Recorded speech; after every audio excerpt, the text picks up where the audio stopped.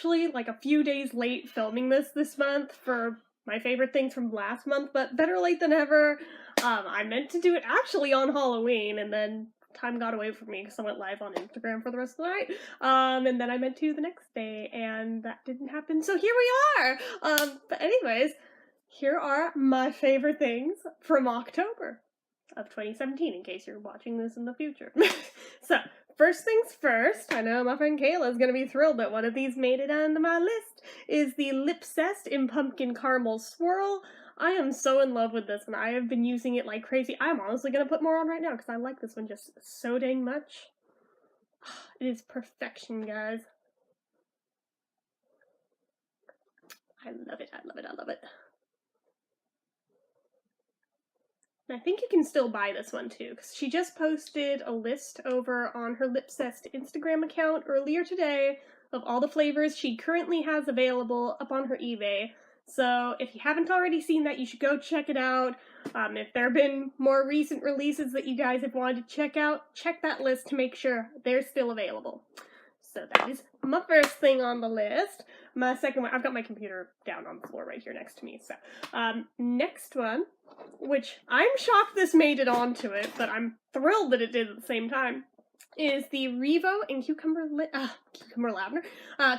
Mint. Sorry, there is no such thing as Revo Cucumber Lavender, although that would be interesting, wouldn't it?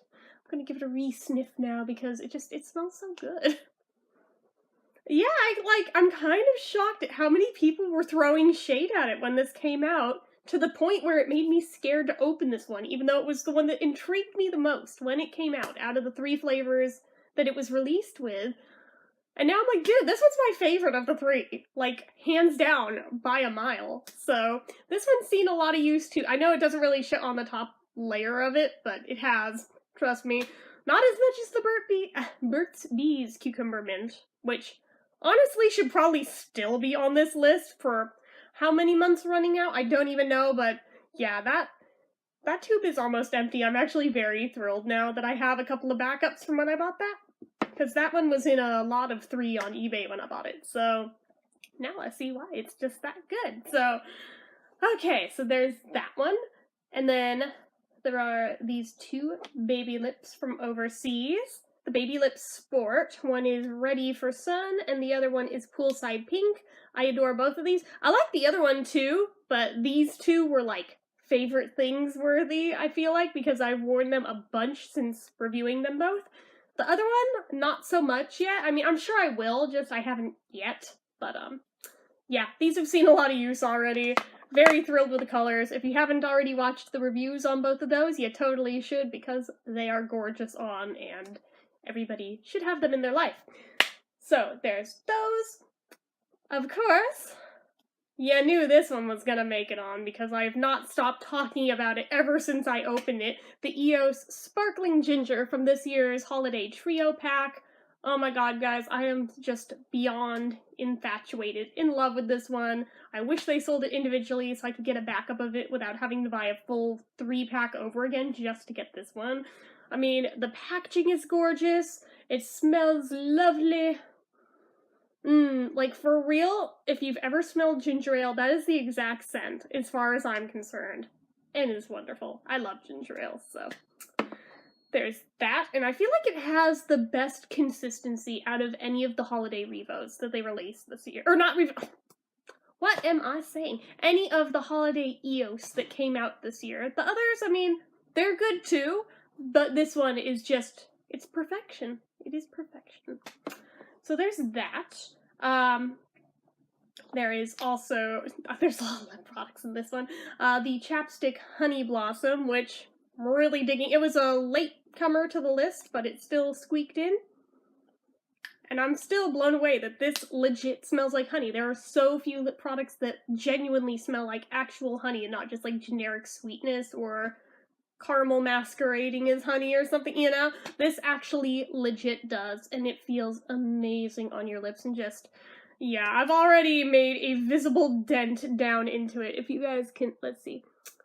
I'm trying to get to where you guys can see. You see how far down on this side it is already? I just opened this, what, a couple nights ago? Maybe 3 nights ago. That's how heavy of usage it's been seeing already. So, just saying. It's that good. So then, I think that's it for the lip products. The next one, I've actually worn in quite a few videos this past month, and you guys had no idea. But this is one of my Ipsy Glam Bag items that I got a couple months ago, and this is from Makeup Forever. Excessive Lash, hashtag Punk Your Lashes. I'm not sure if that's the name of the color, or the name of this line of them, or what, but Arresting Volume Mascara. Admittedly, it's not what I have on right now, only because this one's not waterproof. I'm having a very itchy allergies / itchy face day, so I don't have it on today. But most of the videos in the past month where you've seen me with mascara on, it's been this stuff. It's wonderful. When I use this up, this is actually one Ipsy product I may legit go out and buy because it's that good. It's that good, guys. I wish it were bigger, but I mean, it's still pretty decent, even as is. Oh, and it went flying. I mean, you can tell it's smaller than most drugstore mascaras, but I mean, there's still a good amount in there. And I've been using it a lot, as you guys have probably noticed, so just saying. When the mascara alone is enough to where you don't even need to put on other eye makeup with it, you know it's good. Just saying. So there's been that. There are a couple of nail polishes, both from OPI that made it on. I have to roll this one a little bit just to get the color to mix back up. Okay, so this one is Lucky Lucky Lavender, and in the bottle, I would never have guessed that this one would actually make it onto the list. I didn't even think I was gonna like this one till I started wearing it, and on my fingers it looked more like a Barbie pink than this sickly, pale, pukey pink in the bottle. It looks more Barbie pink on. If you notice me with the lighter pink nails right before I switched to this color, that's what this is. So, it made it to the list. It's not quite favored enough to buy a full-size bottle of it, but still enough to make it onto the list. But the other one, I did buy the full size of, so I've got the little baby one and the full-size one. And this one is entitled A Rose at Dawn, Broke by Noon. Is there a better title color for me? I think not. But, yeah, this is the one that I currently have on that I've just been in love with since I discovered it. I had a feeling I was gonna like it, although when I first picked it up, not gonna lie, first glance, I thought this was sort of like a burgundy red, and then I put it on, I was like, oh, it's pink! It's like hot pink! Metallic-y pink. Alright! And this is very similar to a color that I used to wear all the dang time. So I'm like, alright, I mean, sure, I didn't really squeak out of my comfort zone for this one, but at the same time, I really like it. And I went through a good portion of this little bottle to where I was like, you know what, I want the full-size one. This is the first one from the Breakfast at Tiffany's set that I liked enough to buy the full size of. That blue one that I was in love with too, I want as well. I just haven't found it decently priced yet. If I see it, though, I've got it as a saved search on eBay, so if I see it pop up for a good price, it's mine too. But these are like the only two that I have liked that much out of the entire set so far. But I haven't gone through every color yet. There's still a couple more trays to go, so I mean, I think I'm reaching the part of it where most of the colors are probably gonna become favorites because we have hit the portion where the reds come in, and that is my jam when it comes to nail polish, just saying. So anyway, the next thing, this one's an odd one. Like, I will be the first to admit that this is weird to include this in a favorites list, but it really is good enough to actually throw in there, and it's not something I would normally buy. I only bought this because what I normally buy was sold out, and I needed to buy some, so this is, I don't know why I'm embarrassed about this, everybody wears it, but, this is Secret for, or, not Secret for a Woman, I'm mixing up the, what was it, Degree for Women and Secret, just, it's not for women, it just is called Secret, and the scent is Paris Rose. Normally, I buy the Luxe Lavender one, and that is still my favorite one, don't get me wrong, and as soon as they have more of it, I'm probably gonna go back to that, but I was actually surprised at how much I liked this, because while it does smell like rose, there's also, oh, it's hard to describe. It's almost like they put coconut in there too, so it's like rose, coconut, and a little hint of, like, perfume. It's the weirdest combo, and it doesn't sound like it would work, I know. Like, that description, if you just told me that, I would be like, ew, that sounds horrible. But no, it like hella works and it smells really good. The only thing I would do that would make this better is if it weren't the gel type. If this were the solid stick, that would make me very happy because I've only been using this like 2 weeks. Do you see how much is gone? I don't put a crap ton of it on, just that's how fast it goes up with every little click when it's the gel type. So that's a bit of a bummer, but I mean, if they're still out of my lavender one, I'm gonna see if they sell this in the regular stick form, because the scent on this is really good too, and I wouldn't mind going back and forth between the two, but yeah. Can we tell I like floral scents a lot? I like floral scents a lot. So, we're almost done with the list. So, you knew there'd have to be a soap that would make it onto the list, and you knew there was a good degree of chance it would be one of my Bath & Body Works ones, and you'd be right. The Ghoul Friend one, the, what is it, Dark Strawberries, Ghostly Peonies, and Spine-Chilling Citrus, that's what made it on to this particular list as far as the soaps go. It's the only soap on this particular list, but it's not quite the only Bath & Body Works item. Almost. I feel like the last couple of these lists had more Bath & Body Works stuff on it, but I've kind of just been, like, in my little safety zone, plus still going back to, like, stuff that made it into the last couple months worth of lists, revisiting those and still using those a lot, so I haven't had a lot of wiggle room to, like, branch out and test new ones, so... But yeah, this one, I swear the peony part of it is what sells me on it. If it were just the berry part, I'm kind of iffy about. But the peony part of it really comes through and shines on this, at least in my opinion, which is weird because, what is it? The hand cream version of it, just the one that's like this tall, it's not one of like the full 8-hour body moisture ones, but like the little tiny hand cream, that smells entirely different. I mean, you can tell the same scent notes are in it, but there's way more emphasis on the berry in that, and almost none on the peony, whereas in the soap, it's almost all on the peony and very little on the berry. It's the weirdest damn thing. I'm not quite sure how they worked that out, but they did, so that is a thing. And the other Bath & Body Works thing this month is one of the lotions, and it's the one I just held up, and this is the Pumpkin Spice and Everything Nice in Spiced Pumpkin Cider. Oh my god, you guys. Out of the 4 that I bought a few months ago, holy crap, I think this one is like my favorite. And I think I even knew the day that I bought them that this one was my favorite, just I've been making a point of like trying to go through streaks of using like one exclusively for a while and then switching it up and using another one exclusively for a while, but I think this one out of the 4 is like the real favorite. It's the winner, come on. It's the closest Sweet Cinnamon Pumpkin, which I'm shocked that even when they briefly brought back the scent for some of the other products, they didn't bring it back in this format. I was so bummed, because if they had, I would have broken my Bath & Body Works no-buy to go buy that, but they didn't.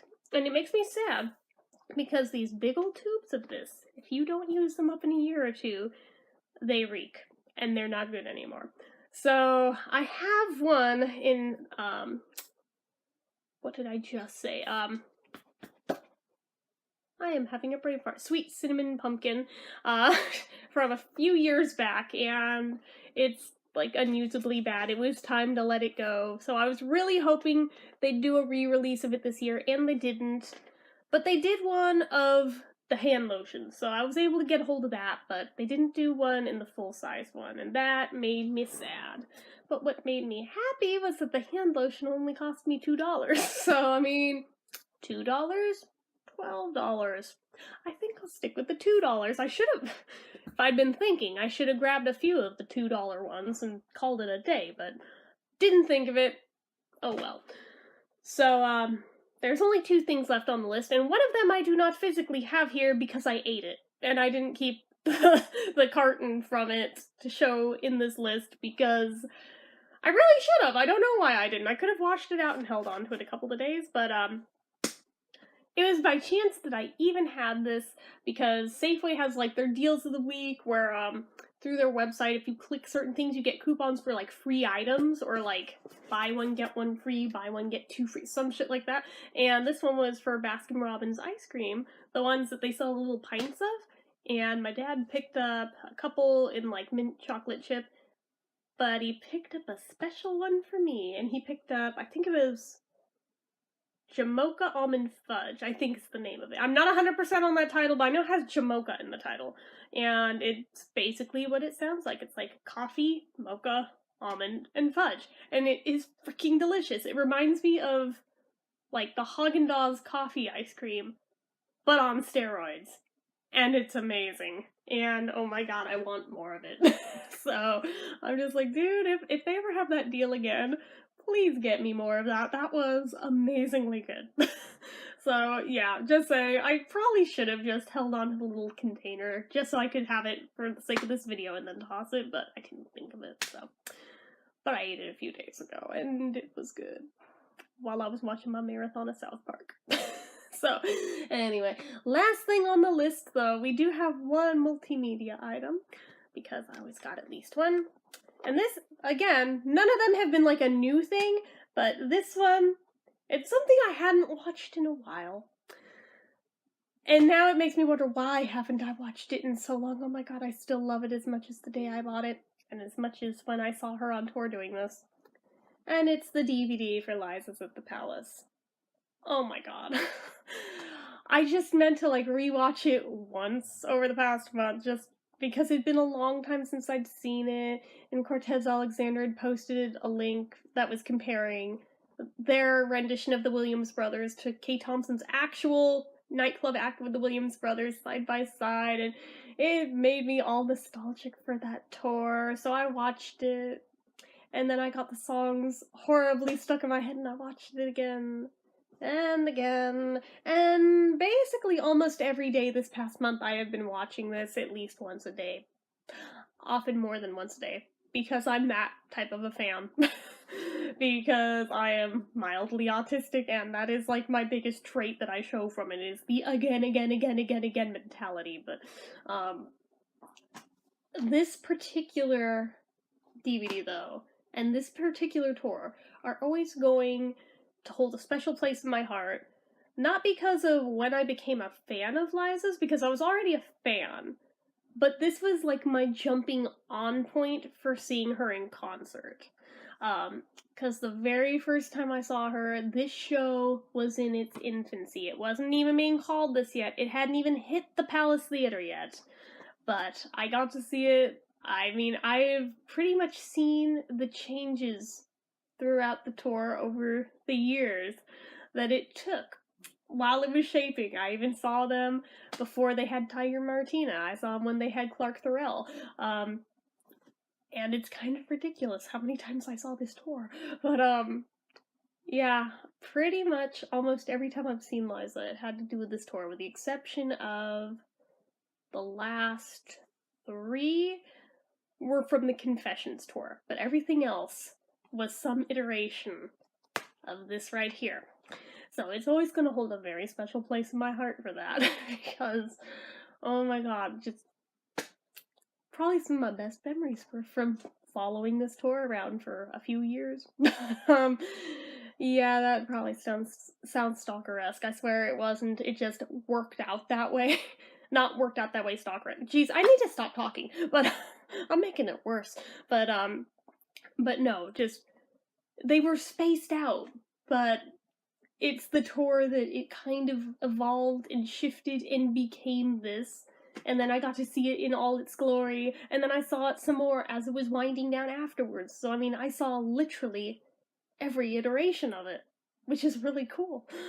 And it also made me realize just how much I miss seeing Liza live, and I don't know if she's actually ever gonna tour again, so I mean, part of me got really nostalgic and a little bit emotional on the first rewatching of this last month, because it was just like, I miss Liza, I want Liza to come back, but I'm pathetic, I know, but the weirder thing is, there are people who have much higher records for numbers of times having seen her than I do. So, I mean, as weird as I may sound, you talk to the elder gays in the community, and there's people who've seen her like 30, 40, 50-odd something times over the years, and suddenly my piddly little, like, what is it, 17, 18? Doesn't sound so bad, does it? No. So, you know, there's that. But anyway, yeah, it just reminded me how much I loved that tour, I loved that show, I loved the people in that show. With the exception of Tiger, I still talk to everyone that was in that show, just especially Cortez, but oh my gosh. Oh boy, it's just so nostalgic, so many feels. But anyway, yeah, so actually the album that went with this also has been in heavy rotation. I probably should have grabbed that too before I filmed this, but it's the same cover. Well, no, it's not. It's not the same cover. It's got the picture of her with the chinchilla coat across her face. That's right. You know what, screw it. I will go grab it just for the sake of completion. Hold on. I will go grab it. Because it's right over here, I think. Yeah. Okay. It is here. That shouldn't have been that hard. I have about 3 copies of the CD. Frankly, I should have grabbed the autographed one, but I didn't. This is just my normal... This is the one that I play. Then there's the autographed one. And then there's my backup copy of the one that I listen to in case it ever gets scratched up. Yeah, I'm not a hoarder or anything, no. But yeah, this is the cover of the album version that goes with this. This photo wasn't taken until they hit Las Vegas, which was actually after the Palace run itself. It cracks me up that they still entitled it Liza's at the Palace when in reality this was at the MGM in Las Vegas that this was filmed at. I still want to know what happened to the footage that was actually filmed at the Palace though, because I know for a fact that they were filming it in the Palace itself. I saw the cameras, so I know they were there. So where is this footage? I don't know. I've seen snippets of it show up on TV shows, so I know it exists, but why am I opening this? But yeah, I know it exists. I would really like to see it in full, partly to kind of audience watch and, watch for, but anyway. So that is it, I think. Let me double check. Yeah, so that is it for this month's favorites list. I think it's longer than the past couple of bins. I can talk. I think it's been longer than the last couple of these lists have been. So, it is what it is. It's not quite as versatile as some of the first ones were, but at the same time, maybe I'm gravitating back in that direction again, because some of them got really skimpy in the past couple months. Sorry about that. So, anyway, hopefully you enjoyed this video. If you did, hit the like button. If you're not already and you'd like to be, click subscribe, leave comments down below. Hit the bell icon if you haven't already so you never miss an upload. And if you like what I do here on this channel and you'd like to help support it, the donation link, as always, is down in the description. Anyway, guys, till next time, bye.